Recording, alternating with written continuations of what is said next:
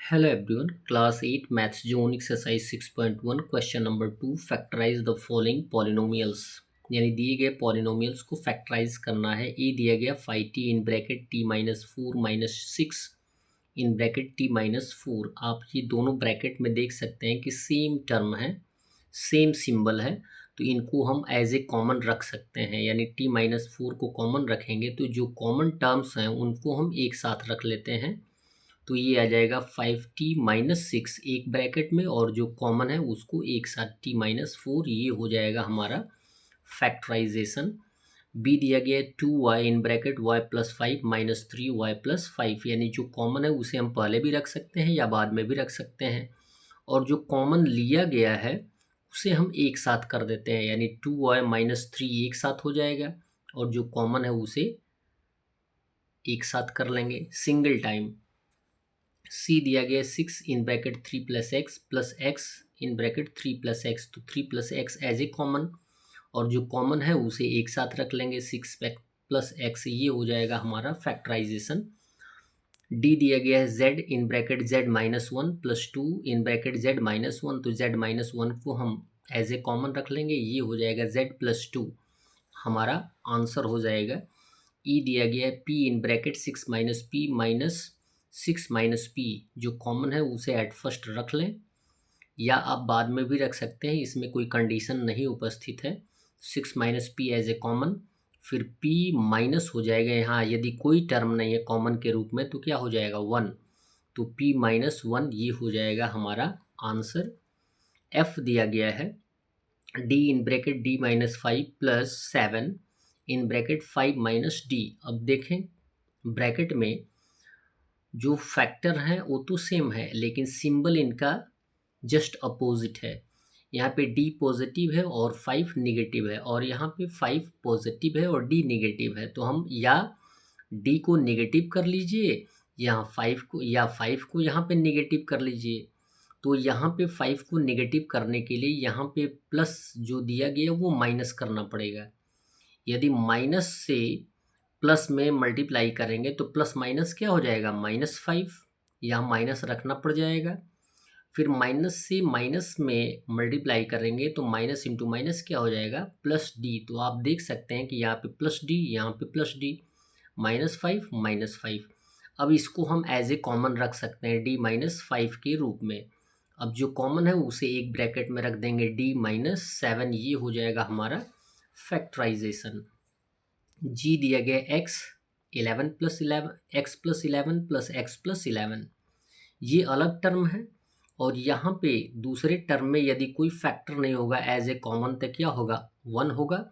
तो x plus 11 को हम रख लेंगे एज ए कॉमन, और जो कॉमन होगा उसे एक साथ रख लेंगे, तो x प्लस 1, ये हो जाएगा हमारा आंसर। h दिया गया है 5 2 plus b minus 6b 2 plus b, तो 2 plus b as a common, और 5 माइनस 6b एक साथ आ जाएगा, ये हो जाएगा हमारा फैक्टराइजेशन। आई दिया गया है x plus 2 square plus 5 x plus 2। अब यहाँ पर देखें x प्लस 2 स्क्वायर यहाँ भी है, x प्लस 2 है, यानी सिंगल टाइम है, ये डबल टाइम है, तो इसमें से x प्लस 2 को हम कॉमन रख लेंगे। ठीक है, x प्लस 2 को हम यदि कॉमन रख लेंगे, यानी हमने इसको क्या किया फैक्टराइज किया है। देखिए x प्लस 2 एक बार, x प्लस 2 दूसरी बार, प्लस 5x प्लस 2, तो हमने अंडरलाइन किया है कि इसको और इसको हमने क्या लिया है एज ए कॉमन लिया है। तो जो फैक्टर बच जाते हैं उनको हम क्या कर लेते हैं एक साथ लिख देते हैं। तो ये फैक्टर बचा है x प्लस 2, और ये बचा है प्लस 5, तो x प्लस 2 तो x प्लस 2 ही होगा, और यहाँ पे 2 प्लस 5 कितना हो जाएगा x प्लस 7, ये हो जाएगा हमारा फैक्टराइजेशन। जे दिया गया है y minus 2 square minus 3y minus 2, same condition जो आय का है वही सेम टू सेम है। इसमें से y माइनस 2 डबल टाइम है, y माइनस 2 सिंगल टाइम है, तो एक बार हम कॉमन ले सकते हैं y माइनस 2 को, तो जो फैक्टर बच जाएंगे उनको एक साथ लिख लेंगे, तो ये हो जाएगा y माइनस 2, और ये हो जाएगा -3, तो माइनस से माइनस जुड़ जाएगा, तो आंसर में आ जाएगा y माइनस 2 और y माइनस 5, ये होगा हमारा फैक्टराइजेशन। के दिया गया है n minus 10 square plus 10 minus n। अब देखें सेम कंडीशन है, यहाँ पे n पॉजिटिव है और यहाँ पे n क्या दिया गया है, नेगेटिव है। तो आपको क्या करना है, पॉजिटिव बनाना है। पॉजिटिव बनाने के लिए यहाँ पे क्या करना पड़ेगा, माइनस का सिंबल देना पड़ेगा। तो n-10 का होल स्क्वायर रहेगा, यहाँ पे माइनस का सिंबल देंगे तो माइनस और प्लस क्या होगा, -10 होगा, और माइनस माइनस क्या हो जाएगा, +n हो जाएगा।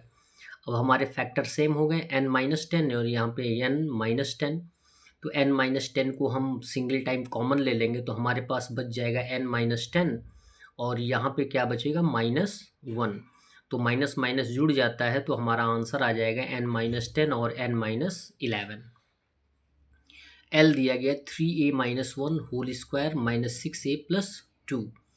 अब देखेंगे इनमें से हम क्या कर सकते हैं, 3a-1 का होल स्क्वायर तो सेम है, इसमें से हम 2 कॉमन ले सकते हैं। -2 कॉमन लेंगे तो यहाँ पे बच जाएगा 2 3 जा 6a और यहाँ पे -2 से +2 में डिवाइड कर देंगे तो -1 आ जाएगा। तो अब हमारा आ गया 3a-1 3a-1।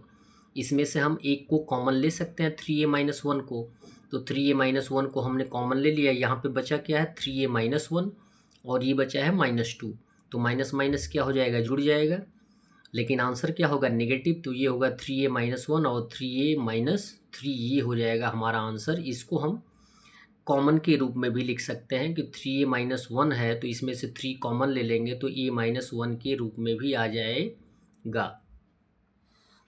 Question number m दिया गया है 5x + 10y - 7x + 2y whole square.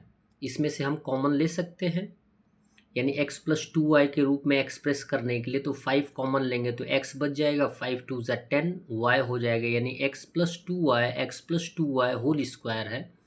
तो सिंगल टाइम हम कॉमन ले सकते हैं।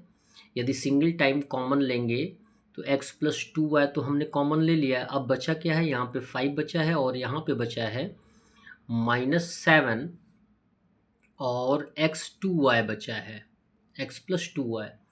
तो 5 तो 5 रहेगा ही, 7 से यहाँ पे मल्टीप्लाई कर देंगे तो -7 × x हो जाएगा -7x और माइनस इंटू प्लस क्या हो जाएगा, -7 2 ज़ा हो जाएगा 14y। ये हो जाएगा हमारा फैक्टराइजेशन।